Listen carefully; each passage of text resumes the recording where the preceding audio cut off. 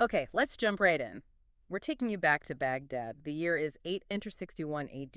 Yeah, and it's a really turbulent time. This isn't quite the peak golden age Baghdad you might picture. No, things are shaky. Up north in Samar, that's where the caliph's court had moved, right? Uh-huh. And the Caliph, al-Mutawakkil, he's just been murdered by his own guards, his Turkish Which guards. is huge. It's not just some internal power squabble.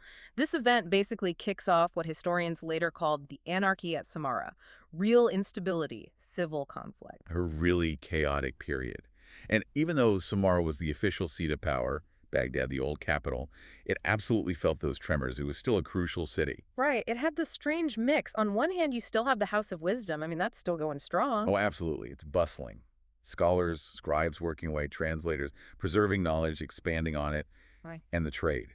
The bazaars were alive. You can almost picture it, the Persian silk, glass from Syria, spices coming in from India. It's this vibrant hub, but and this is key in the sources we looked at.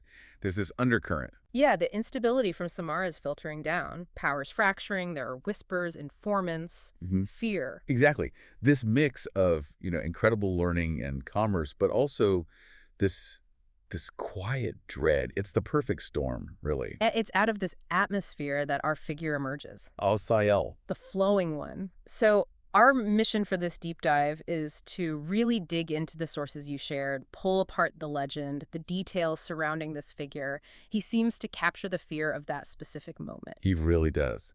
And what jumps out immediately is how little anyone seemed to know about him. The sources mentioned the city guards, right? Hardened men. Yeah, men who'd seen it all. And they feared him, but not like a normal threat. They feared him like a Mm. like a jinn, a spirit, something unnatural, And the things he could supposedly do. I mean, the descriptions are wild. Moving through locked doors. like smoke, the texts say, or vanishing into walls as if the bricks just opened for him, leaping across rooftops. Like a shadow thrown by firelight. It definitely pushes him beyond, well, normal human limits in these accounts. It does. And his method, the way he supposedly killed people, it was unique, incredibly quiet, almost clean. Right, the sources say his dagger, if that's even what it was, left no wound, stole breath without spilling blood. It's very eerie. Very. There are even these hints, sort of folkloric whispers in the sources, about where he might have come from. Not presented as fact, mind you. Okay, like what? Well, some tales suggested he was once human. Maybe a loyal assassin betrayed, burned alive into the old Zubarid palace. And the fire didn't kill him, it changed him. Is that the idea? That's the legend. That the fire somehow opened him up to this other kind of existence. Now, is the source suggesting that literally happened? Or is it just how people tried to explain something they couldn't grasp? A way to rationalize the fear? Exactly. The story itself becomes part of the phenomenon, shaping how he was perceived. Okay, let's shift focus using the source material. Let's zoom in on one particular night that kind of crystallizes the terror he inspired. The call to evening prayer, Isha, has faded. Curfew's settling in. Yeah, the city's getting quiet. Merchants have barred their doors. Storytellers are probably speaking in hushed tones.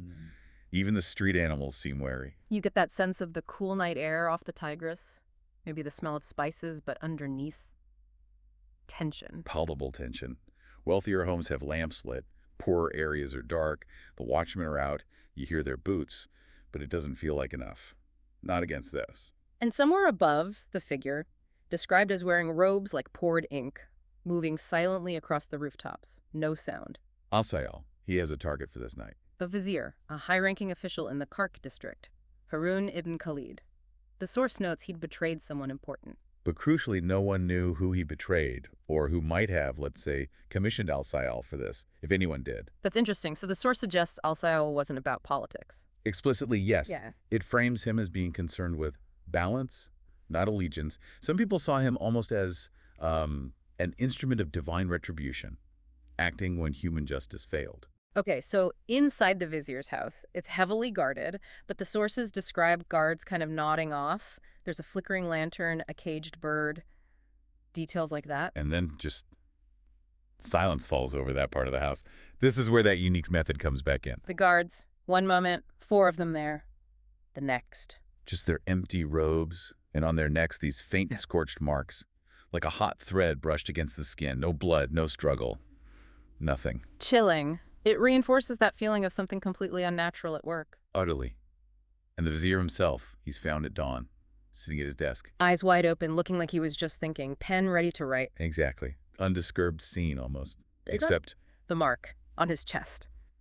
A single black mark, coin-sized charred, still slightly smoking hours later, the source says. that physical sign of this internal bloodless destruction. And that one other small, weird detail near his hand. A single date fruit. Split in half, left to rot.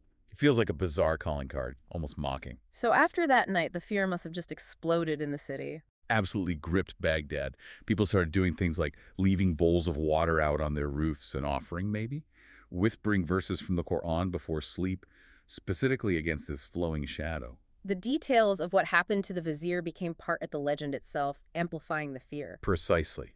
Those specific unsettling details spread like wildfire. Okay, let's pull back and try to summarize the key insights the sources offer through this legend. First, his anonymity, right? Unknown face, unknown voice. Plus, these seemingly impossible abilities. Moving through walls, the leaps. Yeah, the sources use this to show just how pervasive the fear was, an almost irrational terror that walls and guards couldn't stop. It felt inescapable. And second, that method of killing. Bloodless, leaving only scorch marks. What does that tell us? It really highlights the psychological nature of the terror. There's physical proof, the marks, but no conventional signs of violence. It reflects that feeling of helplessness against something unseen, unstoppable, that strikes from within. Third insight. Those really specific, eerie details about the vizier's death scene. The open eyes, the split date. They're not just for story flair. Those are the concrete details people would have latched onto, retold, discussed. They made the abstract fear of al-Sayal feel terrifyingly real and personal. It gave the legend its power. And finally, the way the legend frames him, not as a political tool, but as an agent of balance. Right. That suggested in such a chaotic time, like the anarchy at Samarra, with perceived injustice everywhere, people maybe needed to imagine a force like this, something outside the corrupted systems, a sort of whisper of divine payback when earthly justice failed. It seems so clear how tied this figure is to that specific time, that specific place. He feels like a reflection, maybe even a manifestation of the chaos in Samarra and the resulting fear in Baghdad. He really embodies the anxieties of that era, and the source material leaves us with this lingering, quite haunting image at the end. Yeah, tell us about that. It says that even now, well, maybe not literally now, but the legend persists, that when the lamps flicker low and the wind on the Tigris seems to blow the wrong way, Against the current. some say he still walks, still searching for names that were written in fire a long, long time ago. Which really brings us to a final thought for you, the listener. What does it actually mean for a legend like this to stick around? A story born from the specific fears of 9th century Baghdad. Is it just a cool, spooky historical tale? Or maybe, does it tap into something deeper?